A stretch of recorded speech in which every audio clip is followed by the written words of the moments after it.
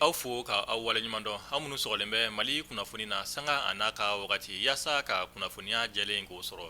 bi ye sibiri ye février kalo tile 28 san 2026 a y'aw bisimila mali kunnafoni ka don kibaruya olu kɛnɛ kan.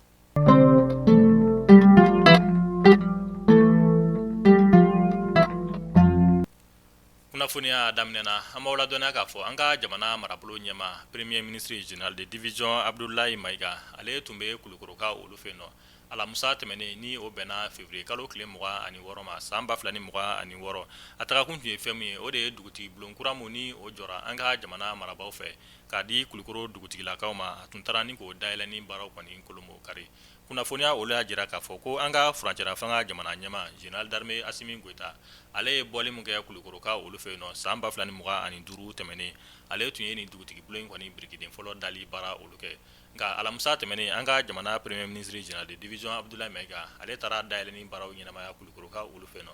mun yɛrɛ kɛra nisɔndiyaba ye kulukoro dugutigilakaw olu bolo fo ka taa se kulukoro dugulamaw olu ma o y'a jira k'a fɔ ko an ka jamana marabaw kɔni hakili bɛ u ka dugutigilakaw olu la jamana kɔni ka ɲɛtaga o sira fɛ.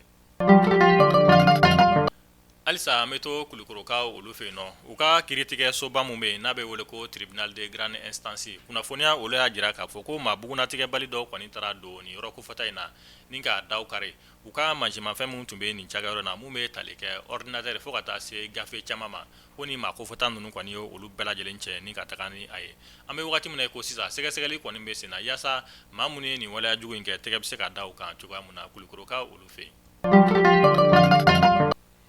an bɛ taa kidali marabolo ale kɔnɔna na colonel Atayer Mayiga ale kɛra fɛn min ye an ka finitigilakaw ka marabolo 7nan mun ni o bɛ kidalikaw olu fɛ yen nɔ ni o ye région militaire numéro 7 ale kɛra o commandant kura ye a bilara maa mun nɔ la o de ye fɛn min ye colonel major Dawuda Sagara ye nin baara ninnu bɛɛ lajɛlen waliyara général de brigade Masawule Samakɛ ɲɛna ni ale ye opération dugukoloko fana ɲɛma ye fo ka taa se kidali marabolo ɲɛma ma ni o ye général de division El Hadji Gamu nin kɔni jɔyɔrɔ falen ninnu kɛra fɛn min ye kidalikaw olu fɛ yen nɔ araba tɛmɛnen janvier kalo tile 25 san 2026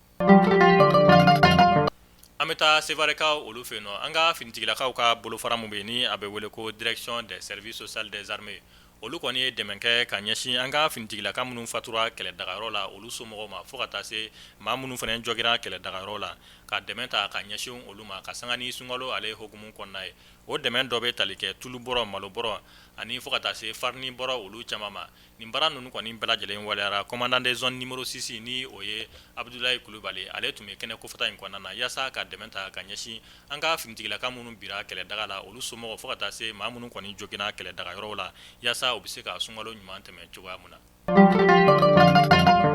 an bɛ taa Gawo marabolo kɔnɔna na an bɛ wagati min na ko sisan fɛn min ye sukaro kɔni o bɛ du maaw fɛ ka sanga ni sunkalo in yɛrɛ hukumu kɔnɔna ye o de la yuruguyurugumaa dɔw wulilen bɛ Gawo marabolo kɔnɔna na u bɛ cɛncɛn kɛ bɔrɔ kɔnɔ ka feere maaw ma ko o ye sukaro ye nin waleya in kɔni ye musolaka dɔ sɔrɔ wagati min na ale taara sukaro kilo 25 bɔrɔ san 1600 a selen a kɔfɛ a ka denbaya la a taara dayɛlɛn ka sɔrɔ k'a fɔ fɛn min ye nin bɔrɔ kofɔta in kɔni falen don cɛncɛn na tetew kunnafoniya degun tɛ dɔwɛrɛ ko maaw k'u hakili to u yɛrɛ la kosɛbɛ fɛn min ye yuruguyurugumaw u kɔni fɛrɛ ka bon ko n'a ma ɲa i bɛ fɛn san k'i k'a sɛgɛsɛgɛ kosɛbɛ yanni i ka taga n'a i ka denbaya la. an ka karamɔgɔba a Sheikh Sherif Usman Madani Haidara fédération Ansar Dine internationale maa ɲɛmaa don ale ni o conseil islamique du Mali o fana maa ɲɛmaa don ka sanga ni tasuma kasara kɛlen jagokɛla minnu ka feerefɛn jeni sugunin kura ale la dɔgɔkun tɛmɛnen a ye sennabɔli kɛ ni ka t'i ɲɛ da nin yɔrɔ kofɔta in kan ani ka dɛmɛ ta ka ɲɛsin tasuma kasara ye jagokɛla minnu ka jagofɛnw kɔni bɛɛ lajɛlen jeni yaasa aw ni ne an ka faamuyali caman sɔrɔ a ko kan an ka jɛ ni ka Sheikh Sherif Usman Madani Haidara ale ka kɔrɔfɔ dɔw lamɛn. ne de ka minɛnw jeni siga foyi t'a la munna mɔgɔw bɛ bɔ sugu la yan de ka taa Haidara jaba kilo 1 minɛ Haidara jaba bɔrɛ 2 minɛ min b'a d'i ma n'o ye tɔɔrɔ sɔrɔ e de y'a sɔrɔ o la an bɛ dugawu de k'u ye u k'a dɔn an bɛɛ jɛlen bɛ degun in na Ala b'a dɔn an b'a Ala deli ni ɲɔ balawu Ala ka jamana in kisi a ma minnu ye tɔɔrɔ in sɔrɔ yarabi Ala k'a fali hɛrɛ la o se bɛ Ala ye o se bɛ Ala ye an jigi ma tigɛ an dalen b'a la ni Ala sɔnna ko in bɛ dilan bi iznilahi ko k'a dilan ala k'a dilan ko ɲɛ an ka jamana ala k'a bɔsi ni ɲɔgɔnnaw la an ka jamana ala k'a kisi ala k'a tanga an bɛ bato minnu kɛ kalo in kɔnɔ ala ma bɛɛ minɛna mɔgɔ minnu jigi tigɛra ala ma bɛɛ jigi tugura ala ka bɛɛ nisɔndiya o se bɛ ala de ye ala ka bɛɛ nisɔndiya ala k'o kɛ kira kama sɔli ala rasul an ye suguninkurakaw de ye ne balima min bɛ yan o ka ca dɛ maa ba yirika de bɛ suguninkura la a bɛɛ y'a dara somɔgɔw de ye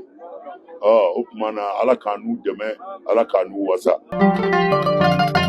An bɛ taa Kucala marabolo kɔnɔna na. Kucala marabolo dugu mun bɛ yen ni a bɛ wele ko Wirikila fo ka taa se Karangana ma. Kunnafoniya olu y'a jira k'a fɔ ko jatigɛwale tigilamaw kɔni ka taa ni ka segin ka ca nin yɔrɔ kofɔta ninnu kɔnɔna na. Min na u bɛ maaw ka balo jagoya ntarakiw la ani fo ka taa se u ka baganmafɛn olu ma. Ani ko kura u b'a jagoya musolakaw kan k'olu kɔni ka lankana don ni o ye voile ye. Nin yɔrɔ sigibaw kɔni b'a la ka wele bila fɛn min ye an ka jamana finitigilakaw ni jamana marabaaw ma u ka wuli ka fɛɛrɛ kɛ yaasa fɛn min ye Wirikila ani Karangana nin yɔrɔ sigibaw olu bɛ se ka lafiya jatigɛwale tigilama olu bolo cogoya mun na.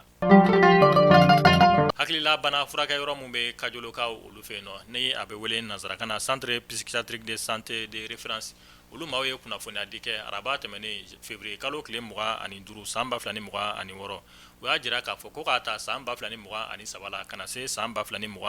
ma fɛn min ye fatɔ 700 bɔɲɔnko olu de sera ka lakodɔn Kajolo n'a lamini bɛɛ lajɛlen kɔnɔna na kunnafoniya olu y'a jira k'a fɔ ko fatɔ 730 bɔɲɔnko fɛn min ye sifinaka ale ni a maakɔrɔbaw de ka ca u tilara tuguni k'a jira k'a fɔ ko nin maa kofɔta ninnu caman ka hakililabana ni o ye fa ye k'a caman sababu ye ɲɛnaminimafɛn olu tali ye fo ka taa se adamadenya gɛlɛyaw du olu kɔnɔna na. Maliyɛnw a y'a fɔ ko tare k'a sababuya kɛ aw ye fɛn min laɲini tunga lafiya fɛ a ye o waleyaw ye tunga lafiya ale ka programme kura ni o ye logement sociaux ye i sigilen bɛ Mali kɔnɔ walima i sigilen bɛ jamana ale kɔ kan i sen bɛ se ka ye tunga lafiya ka nin logement sociaux ye ale la i dan ye dɔrɔn i ka kɛ sarata baara la tunga lafiya ka nin logement sociaux ye a bɛna kɛ Banankɔrɔni Kabala ale ni Jalakɔrɔbugu n'i b'a fɛ i sen ka ye a la numéro de téléphone ta i ka message bila WhatsApp kan i tɔgɔ ni jamu ka o bila n'i ka dossier tɛmɛna dɔrɔn tunga lafiya b'i ka so jɔ k'a ban pewu k'a clé d'i ma i bɛ tunga lafiya ka wari sara a ye dɔɔni dɔɔni ni madame Sisoko Zenab Tezaga Sanogo tɛ jɔn de bɛ se ka nin kɛ aw ye tunga lafiya ale nana maliyɛndenw lafiyali ni tungarankew olu lafiyali kama soko la maliyɛn kelen so kelen ba Maliba ale kɔnɔna la. An bɛ taa Koro marabolo kɔnɔna na kabi février kalo tile 17 courant tigɛlen don Koroka olu fɛ yen nɔ fo ka na se an bɛ wagati min na i ko sisan kunnafoniya olu y'a jira k'a fɔ ko nin courant tigɛ in kɔni sababu ye tajiko gɛlɛya de ye ko taji mun ni o bɛ kɛ centrale la yaasa courant bɛ se ka di Koro dugulamaw ma ko taji tala ka sɔrɔ ka kɛ groupe centrale ninnu kɔnɔna na o de la Koro dugu sigibaw kɔni bɛ dibi la kabi février kalo tile 17 fo ka na se an bɛ wagati min na i ko sisan u dugulama olu y'a jira k'a fɔ k'u bɛ wele bila an ka jamana marabaaw ma ka sababuya kɛ an bɛ sunkalo mun kɔnɔna na u ka fɛɛrɛ joona sigi sen kan yaasa courant o bɛ se ka sɔrɔ ka kɛ Koro yaasa courant o bɛ se ka na Koro dugu kɔnɔna na cogoya mun na. An bɛ taga kɔkan kibaruya olu kɔnɔna na ka sanga ni bi sibiri février kalo tile 28 san 2026